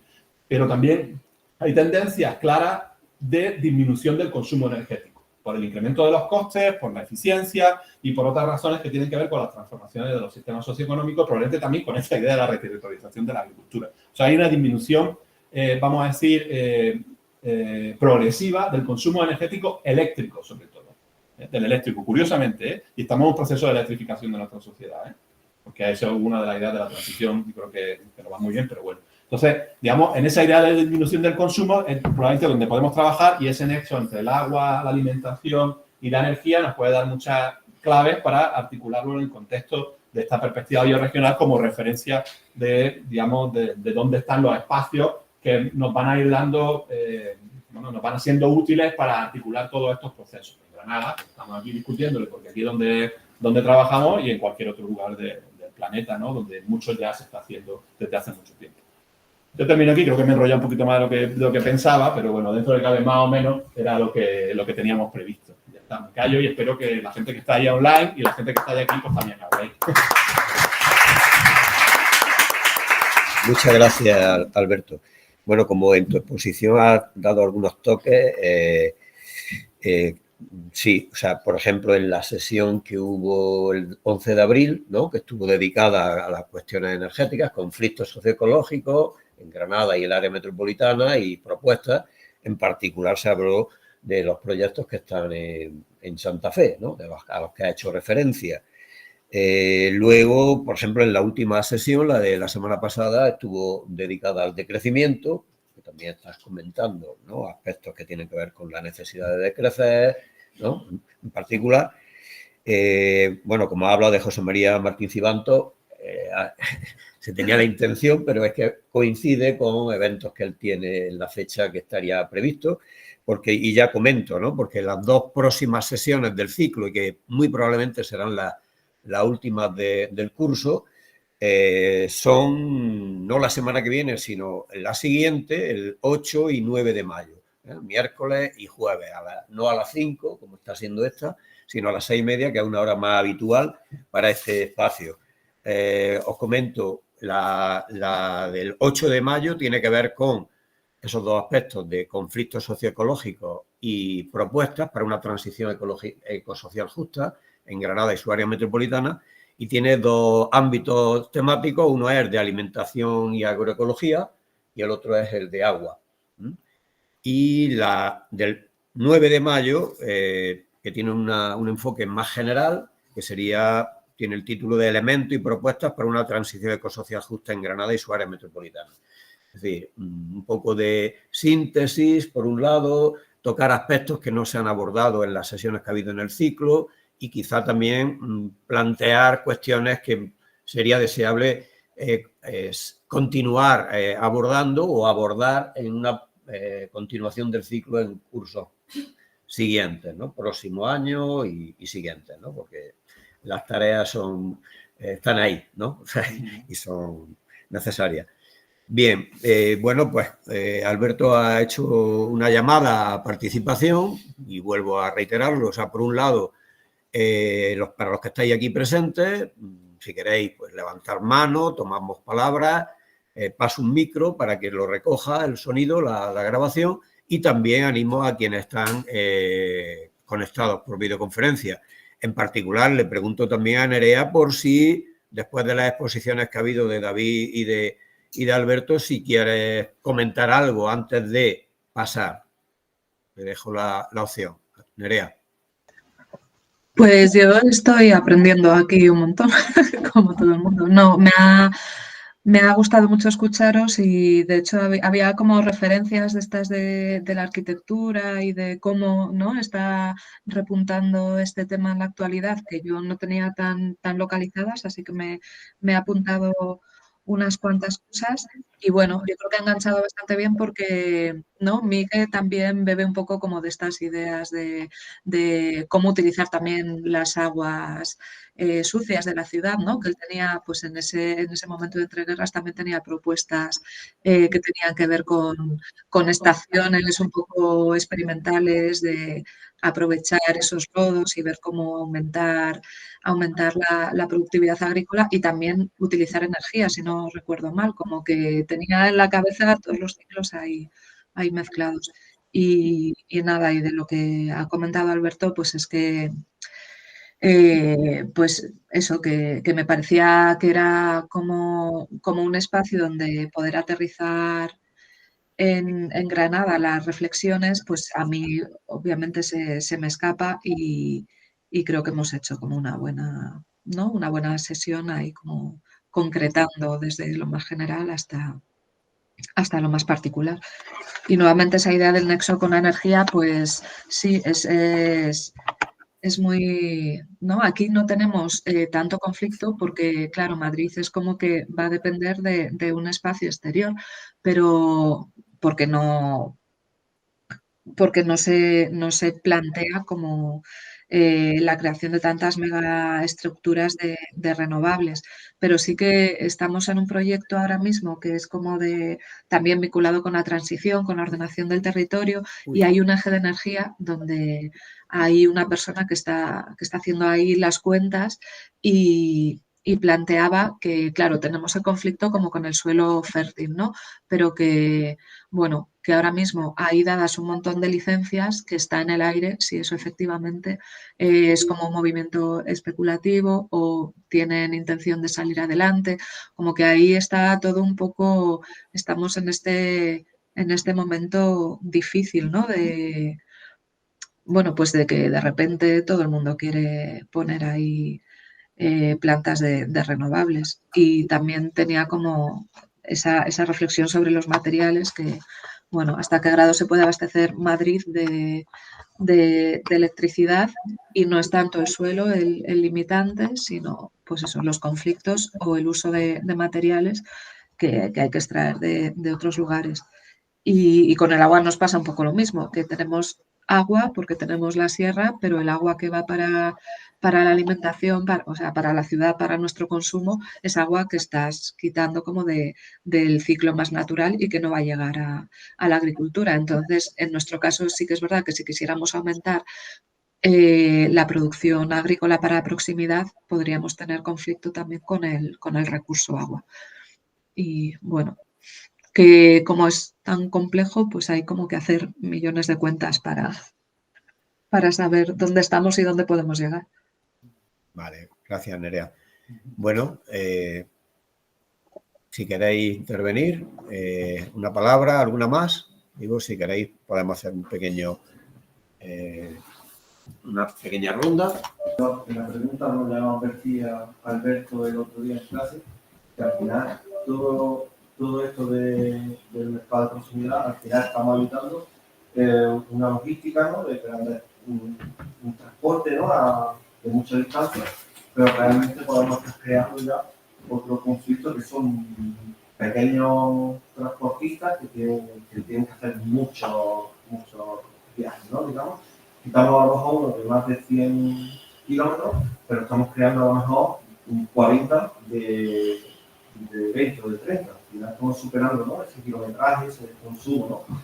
Y por ese tema ya un poquito mirando con el tema de las renovables, porque la respuesta ahora que se supone dar ante todas estas cosas es como dice, el sistema eléctrico, el vehículo eléctrico.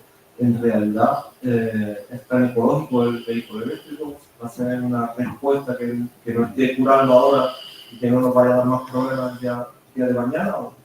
Estas cosas también hay que tomar en cuenta, porque probablemente estamos poniendo tranquilidad a una herida que de manera no es que se curando de otra manera. Pasa el micro a tu compañera.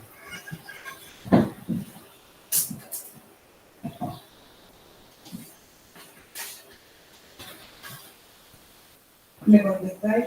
No, hacemos una pequeña ronda. Creo que es mejor, ¿no? Sí. Bueno, muchas gracias, de veras. Y yo siempre discuto, bueno, yo estudio ambientales, siempre discuto con un compañero, que yo creo, en mi opinión, es muy positivo en cuanto a la tecnología, igual de muy negativa, que es que, pues eso, huertos verticales y eso, como mucha agricultura y huertos dentro de la ciudad, y yo eso, pues en ciudades más pequeñas sí lo puedo imaginar y es una alternativa fantástica, pero en ciudades muy grandes no. Entonces me pregunto como hasta qué punto se puede hacer una cierta alternativa en ciudades, igual si tienen poca densidad, que son muy extensas, sí que hay más espacio, pero que sean ciudades muy altas, igual es complicado conseguir hacer, o sea que es un porcentaje muy pequeño de comida y sería igual poco relevante. Como pregunta, porque es un debate que tengo siempre con él y me recuerda. ¿Hay alguna cuestión más? Sí. Tengo varias opciones. Prácticamente soy autosuficiente, cultivo y todo eso. Pero echo de menos aquí la parte práctica. O sea, tengo muchísimo la opinión universitaria, científica, y me parece que es el camino. Pero me gustaría que entre esos dos ponentes hubiese alguien del valle, alguien de la tierra, alguien que hablara de la realidad que le reportaría eso, porque el ecomercado es bonito, pero casi es político, como alguien señaló antes. Eso por un lado. Por otro lado, hablar del problema del agua, creo que conozco a y me parece un gran trabajo lo que está haciendo, pero soy de una zona de la Alpujarra que ha mantenido las tradiciones de las acequias de Caribe permanentemente. De pequeño fui a limpiarla muchísimas veces, o sea, también creo que participar gente de allí sería muy interesante, lo que quiero.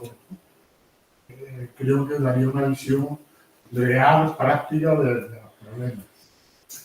Y en cuanto a la producción que hablamos de huertos ecológicos, y creo que también sería interesante preguntarle, por ejemplo, a la gente del Valle de Lecrín, ¿por qué está cultivando la marihuana que se cultivaba en Tetuán, que se cultivaba allí? Porque las naranjas valen a 10 céntimos. Entonces, yo cultivo naranjas, estoy dado al agricultor como cultivador de naranjas, pero de lo que digo no es de eso. No es mi caso, pero sí que lo hay bastante, de una manera que va a ser difícil luego desarrollar. Y por otro lado, me gustaría hablar del agua y de la producción energética y cómo se conserva esa energía cuando se produce el agua. Esta tarde hacía un sol que es magnífico. Esa energía que se está desaprovechando, ¿por qué no se utiliza para esa agua de desecho de volver a subir? En vez de meterla en tubo, acelerando el proceso de bajada por las corrientes, por los ríos, como quiera, llevándola, bajándola de las montañas, ¿por qué no utilizamos el exceso de energía para volver a subir esa agua y almacenar energía mecánica? No hay que desaprovecharla. O sea, se podría revertir el proceso, reutilizar esa agua que se están infrautilizando y volver a los desiertos, volver a utilizarla para lo que es conveniente. O sea, almacenarla en los barrancos, en los bosques de ribera de los barrancos, en vez de utilizarla abajo y desecharla. ¿Puedo seguir? Vale. Antes de pasaros la palabra, ¿no? Y a Nerea, igual, digo, en relación con alguna de las intervenciones, en particular la de Antonio Ríos, el último, que ha echado de menos voz de agricultores. Bueno, solo decir, digo, por si te sirve también de algo, en abril del 23 hubo la sesión, la 127, tenía el título La Vega de Granada en la encrucijada, la mirada de agricultores. O sea, justamente esa sesión tuvo ese enfoque. Estuvo Paco Cáceres y, no recuerdo ahora el nombre de Juan no sé qué, o sea, que además es la segunda vez que interviene aquí en Miradas, ¿no? Estuvo también otro año anterior, también intervino. Por ejemplo, luego ha hecho referencia a lo del coche eléctrico, creo que puede ser de utilidad. Hay una sesión que el ponente fue Antonio Turiel, está también la grabación, fue en febrero del 22, y además él no solo ya en su exposición habló de esa cuestión, sino que en la documentación que hay relativa a esa sesión me planteó de que yo le planteara, me propuso, mejor dicho, una serie de cuestiones, ¿no? Y la verdad que al día siguiente me la había respondido con enlaces a su blog, que es un blog que lleva 13 años, ¿no? Y porque claro, cuando me hizo esa propuesta digo, me parece excesivo con lo ocupado que está, pero nada, el hombre fue tremendamente eficiente y en particular, ¿no? Esa cuestión del coche eléctrico, ¿no? O sea, entonces hay algunos ítems, ¿no? A los que da respuesta, ¿no? ¿Vale? Solamente eso. Nerea y Alberto y David, cuando queráis. Si queréis comentar. Bueno, si queréis yo puedo comentar ¿no? de las cosas que se han dicho, quizá la que puedo yo aportar algo de esta reflexión que tú decías sobre los huertos verticales, que la verdad que yo cuando empecé con el tema quizás fue uno de mis puntos de enganche, ¿no? Como arquitecto, claro, ver un edificio que tiene huertos dentro, con máquinas y no sé qué, eso me da mucho la atención, ¿no? Pero conforme se va viendo el proceso, realmente la mayoría de esos proyectos son proyectos muy utópicos, muy casi utopías tecnófilas, ¿no? De querer hacer algo, ¿no? Como la tecnología no es capaz de superarnos en todos los casos. Y ya, ¿no? Después de un tiempo, ¿no? Que lleva esto en marcha, ya ha habido estudios que demuestran digamos, lo que haría falta para alimentar una ciudad a nivel de huertos verticales. O sea, que habría que hacer una ciudad al lado de la que hay llena de huertos verticales para alimentar a la otra, ¿no? Es decir, que es una cosa que no es coherente y no tiene sentido, ¿no? Es decir, no el proceso. Otra cosa es que se pueda hacer en determinados momentos, digamos, como una cuestión casi también didáctica, por la razón que sea, bueno, que puede tener como una cierta, ¿no? Para llamar la atención sobre cosas, bueno, puede tener su interés, ¿no? Pero digamos, a nivel efectivo y realista no lo es. Entonces, claro, tu pregunta es muy interesante, porque dice, claro, nosotros que tenemos la suerte, ¿no? De estar en un territorio históricamente agrícola, que no es el caso de otros, ¿no? Entonces, en otros, de una manera u otra, no tiene más remedio que, digamos, que recibir producción y recibir productos de otros. Lo que pasa es que, claro, que ya vamos tarde, o sea, que estamos generando construcciones en lugares absolutamente inhóspitos, ¿no? Y no para de crecer. O sea, aparte de Dubái, de Qatar, todo eso, o sea, es el sitio más inhóspito de la Tierra, que es el que tiene un mayor crecimiento, ¿no? Entonces, claro, es decir, ¿qué vamos a plantear ahí? Pues sí que es un desierto, ¿no? Es decir, ahí al final hay que llevarlo todo, hay que llevar agua, hay que llevar toda una serie de productos, que se pueden generar hidroponía, se pueden generar otras historias, pues sí, claro que se pueden hacer cosas, pero digamos la cuestión de base es que son lugares que históricamente han estado despoblados porque no tenían las condiciones para darse y por una cuestión concreta de la existencia del petróleo en el siglo XX empiezan a desarrollarse y en 30 años se han convertido en megaciudades, ¿no? Entonces, claro, ahí que solucionar y pues nada.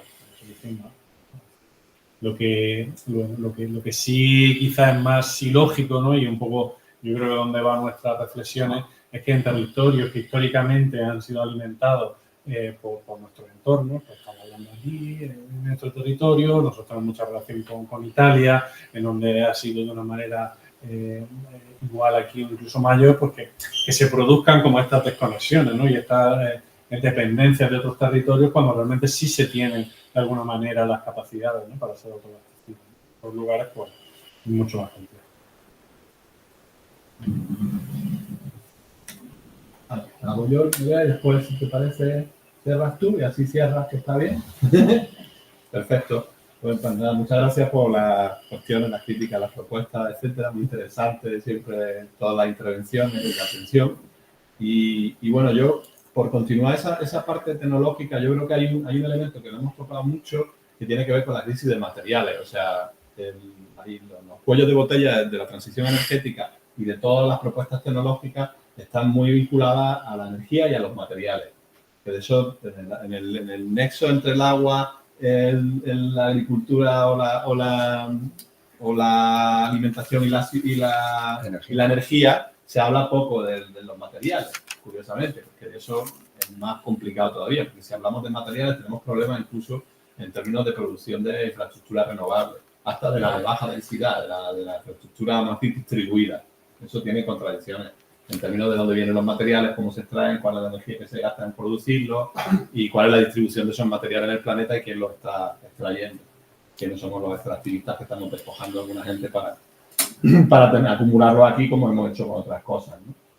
Entonces, bueno, eso, digamos, atraviesa todas estas cuestiones, digamos, tecnofílicas y nos genera todavía más necesidades de contracción.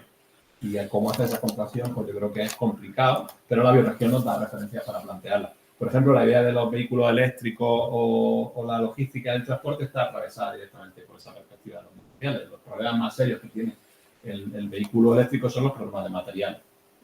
Las baterías, pero no solo las baterías, sino también otros elementos, ¿no? Entonces, claro, ¿eso qué significa? Que la logística, el transporte, los vehículos, la movilidad, que es un tema que evidentemente, efectivamente, se ha trabajado aquí. Incluso habéis tenido sesiones y mesas sobre movilidad aquí. Yo no me sé el número, porque claro, no estaba la coordinación, pero sí sé que había mesas muy interesantes sobre el tema de movilidad, que es un elemento clave. ¿Qué va a pasar? ¿Qué tendría que estar pasando ya en esta estructura de carácter bioregional que tendríamos que estar haciendo? Articular toda la perspectiva de la logística del transporte sobre la base de la contracción, de la disminución del consumo energético. Y eso nos va a dar referencias también de la dimensión de las bioregiones. La dimensión de las bioregiones dependerá de la capacidad también de logística y transporte que podamos generar, ¿no? Y de vínculo. Y eso pues va a depender de la disponibilidad energética y de la capacidad de reciclar los materiales que tenemos ahora y de extraer algunos más, pero yo creo que ahí hay que ir, digamos, disminuyendo drásticamente. De hecho, hay una perspectiva aquí y que ya se está dando en la idea esa del cierre de ciclos, que es muy bioregional. El reciclado de materiales metálicicos empieza a ser muy rentable, cada vez más rentable en relación con el reciclado, con el consumo de materiales metálicos obtenidos como materia prima en procesos extractivistas. O sea, cada vez está más claro que esa idea de la economía circular es más potente, más interesante, en lugares donde más la economía circular pues se puede dar más por la acumulación que hemos tenido, ¿no? Entonces, esa economía circular digamos, de logística de cercanía puede ser muy útil. El problema de esa economía circular cuando empezamos a subir el nivel tecnológico de los materiales que queremos reciclar, que ya entonces hay que mandarlos muy lejos. Por ejemplo, los móviles, etcétera, que se recogen aquí para ser reciclados, que económicamente es rentable recogerlos para ser reciclados, se reciclan en su mayor parte en Bélgica, ¿no? Hasta donde yo sé, ¿no? Entonces, claro, ahí es muy contradictorio, porque más que el consumo de energía de llevárselo ahí y traerlo, más todo el proceso de extraer los componentes, pues da muchos problemas. Entonces, bueno, yo creo que ahí hay que darle una vuelta muy importante y intentar superar las contradicciones y articular los procesos de transición. Y para eso la bioregión nos puede ser bastante útil, ¿no? Y vamos dimensionando y vamos articulando, están esos umbrales de los que hablaba Nerea, sobre la base de estas necesidades que, bueno, tenemos que ir haciendo. Yo digo que la infraestructura del canal corto de comercialización es el ecomercado, y las arquitecturas están diseñando ahora mismo esa idea del ecomercado en la ciudad, pero la ciudad tiene que recuperar toda la infraestructura de logística de cercanía que se ha perdido. De alguna vez queda algo, pero además se ha perdido. Estaba aquí, en estos barrios. la infraestructura de la logística de cercanía, cuando se pierde la referencia histórica, estaba aquí en este barrio. Mi familia vivía en este barrio y aquí había almacenes de fruta y verdura. Yo me acuerdo de pequeño, no sé cuántos años. Las tercenas que le llamaban. Así, no sabía el nombre. Mira que tercenas se llamaba. Tercenas. Tercenas se llamaba, bueno, yo no sabía el nombre. No, cerca de la Facultad de Ciencias. Exactamente, ¿no? Exactamente, justo ahí al lado, exactamente. ¿Por qué? Porque ya era la periferia de la ciudad, ¿no? Y claro, pero eso después se desplaza a Mercagranada, etcétera. Pero de alguna forma, del inicio histórico de la época medieval, que hay, digamos, dura muchísimos años porque tarda mucho en producirse la explosión urbana. Cuando se produce la explosión urbana de la modernidad es cuando aparecen, yo no sé qué se llaman terceras, muchas gracias, pues aparecen esas infraestructuras y después ya otras más grandes, ¿no? Entonces hay que volver a replantearnos las cosas de otra forma porque si no, además, vamos a tenerlo jodido para alimentarnos en buenas condiciones, ¿no? Y luego ya, respecto a la perspectiva de la capacidad productiva en la ciudad, yo creo que aquí hay una discusión también siempre que tendremos que buscar también, que es la eficiencia del uso del suelo, que es un tema que ahora a lo mejor nos preocupamos poco, pero que va a ser, tiene que ser cada vez más importante. Y la discusión de para qué se usa cada suelo. Porque estamos hablando de suelos degradados para producir agricultura en la ciudad y estamos hablando de suelos degradados para producir energía renovable, para que no nos destrocen la agricultura y el territorio, ¿no? Y entonces ahí empieza a haber competencia de uso por los suelos degradados, ¿no? Entonces, digamos, tenemos que ir viendo, y a mí me parece muy interesante, ojalá ese proyecto que estáis haciendo en Madrid, pues pronto lo tengáis terminado para que lo paséis como referencia para poder ir buscándolo también y ir utilizándolo, ¿no? Porque yo creo que eso nos va a dar mucha capacidad también de influencia y de plantear otro tipo de planificación urbana, por ejemplo, diferente a la que está proponiendo o tratando de imponer el Ayuntamiento de Granada o la Junta de Andalucía con la modificación del POTAO o los planes nacionales o estatales y europeos de despliegue de energías renovables, por ejemplo. Y finalmente, con lo que dice de la parte práctica, estoy totalmente de acuerdo contigo, Antonio, porque además el problema de todo esto es que luego efectivamente tiene muchos problemas prácticos reales a la hora de ejecutarse. Y vamos a necesitar mucha población dedicada a solucionar esos problemas prácticos reales que ahora mismo no estamos dedicados a esa cuestión, ¿no? O población que tengamos dedicaciones de otro tipo y que tengamos que dedicar tiempo a eso, como en otros países donde eso se ha hecho, ¿no? Como obligación incluso. Es difícil hacer, pero se tendrá que hacer. En los estudios que yo siempre suelo señalar, que hace el Instituto Momentum en París, ¿no? En la idea de la aglomeración urbana de París, y que hablan en torno a 2 millones de personas en 2050 dedicadas a la agricultura, ¿no? Cuando ahora son 200.000, como mucho, en toda la bioregión urbana de París, ¿no? O sea, que cambiaría drásticamente el sistema agroalimentario y tendría que haber muchos más, en este caso millones de personas dedicadas a la práctica, porque de otra forma no vamos a poder mantener niveles mínimos de autosuficiencia y de satisfacción de las necesidades básicas en una condición de igualdad y de no generar más genocidios, ¿no? Entonces, ahí yo creo que ese aprendizaje y no perder esa referencia me parece esencial. O sea que, muchas gracias por comentar. Yo ya he terminado. No me enrollo un montón, que siempre digo que hablas poco y luego. Nerea, no sé si quieres intervenir. Sí, nada, un par de ideas solo.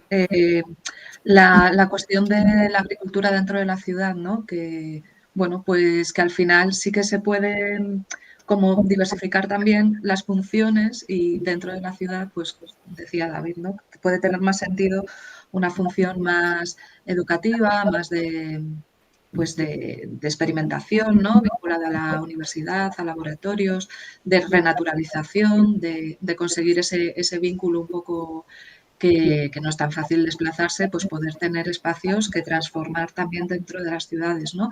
Y me acordaba del Resilience Center de Estocolmo, que sí que tienen alguna investigación que plantean que en huertos dentro de la ciudad que llevan décadas se ha generado también un conocimiento territorializado, podríamos decir, ¿no? Que ya quienes han estado allí trabajándolo saben cómo atraer a determinadas aves, en qué momento plantar algunas cosas, o sea que esos vínculos más territorializados que dentro de la ciudad parecen difíciles, también se pueden lograr, ¿no? Yo me pregunto un poco cómo, cuánto tiempo hace falta, cómo y demás, pero esta idea como del transecto, ¿no? Que desde dentro de los espacios más urbanizados hasta los espacios más rurales puede haber distintos tipos de agricultura con distintas funciones. Y luego respecto a la logística y sobre todo a la última milla, es también como un espacio o un campo de de investigación y de innovación que es muy importante, ¿no? Y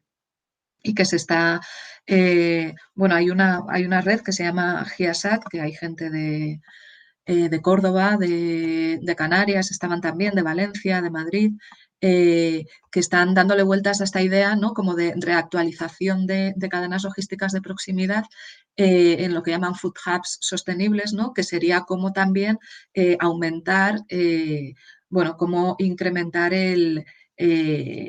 la cadena de valor, cómo revertirla a las propias personas productoras, ¿no? Porque al final es como un tiempo extra, pues eso, un esfuerzo adicional al producir, el tener que llevar y traer los alimentos, y lo que decíais, un montón de gente dando vueltas con pequeñas furgonetas, pues igual no es lo más eficiente en términos de emisiones y de uso de energía, ¿no? Entonces ver cómo agrupar, de qué manera tener pequeños nodos comarcales, cómo planificar conjuntamente y unir un poco esas producciones para hacer también intercambios entre unos lugares y otros, y sobre todo para facilitar pues el aumento de la oferta y la distribución dentro de las ciudades, ¿no? Y estaban trabajando en esto con múltiples dificultades, porque al final es como un modelo que es contrapuesto. Yo cuando enseñaba Mercamadrid en la diapositiva, arriba había uno de estos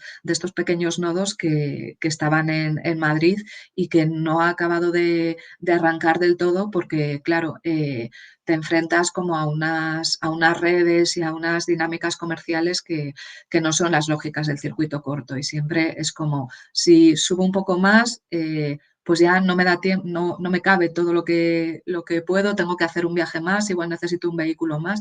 Entonces, como esas escalas, ¿no? Esas economías de aglomeración, pues no funcionan con otras lógicas totalmente distintas.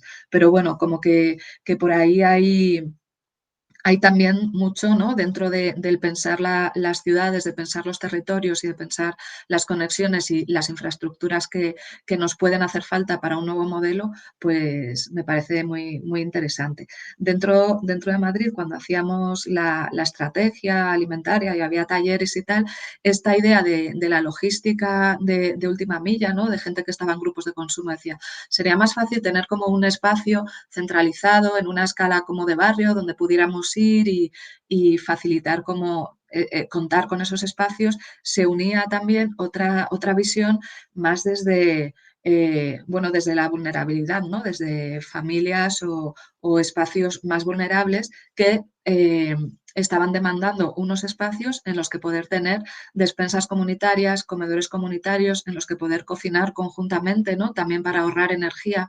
Lo mismo que en como en los nuevos modelos residenciales, que compartimos la lavadora, tal, pues al final también es más eficiente, ¿no? Y hay personas que igual en su casa, pues el uso de energía es bueno, pues es un hándicap que no se puede, o la misma disponibilidad de espacio, ¿no? Dentro de determinados modelos de vivienda. Entonces, bueno, pues ahí se mezclaban un poco estas dos visiones, la más de tener espacios de encuentro, de cocinar, de comer, de poder adquirir alimentos a un precio justo, y de vincularlo eso con la producción y con las redes agroecológicas a partir de lo que podríamos pensar como un tipo de equipamiento, ¿no? Que actualmente no existe, pero que lo mismo que se han ido generando a lo largo de la historia nuevos equipamientos, muchas veces pues por activismo, ¿no? O porque movimientos sociales o esto pues lo decidían que era una buena idea, pues pueden ser también ideas para pensar esas transiciones hacia el futuro.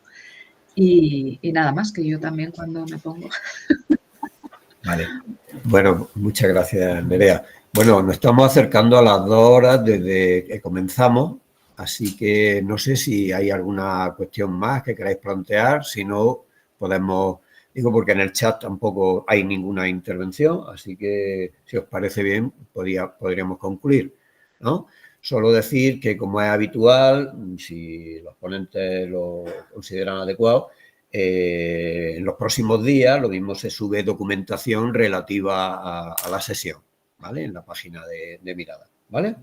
Bueno, ya eso lo hablamos. Bueno, pues nada, muchas gracias, Nerea, David y Alberto, y a los que estáis aquí presentes y también a los que estáis conectados y conectadas online. ¿Vale? Pues hasta la próxima. Como he dicho, la próxima sesión es el 8 de mayo, a las 6:30. Gracias.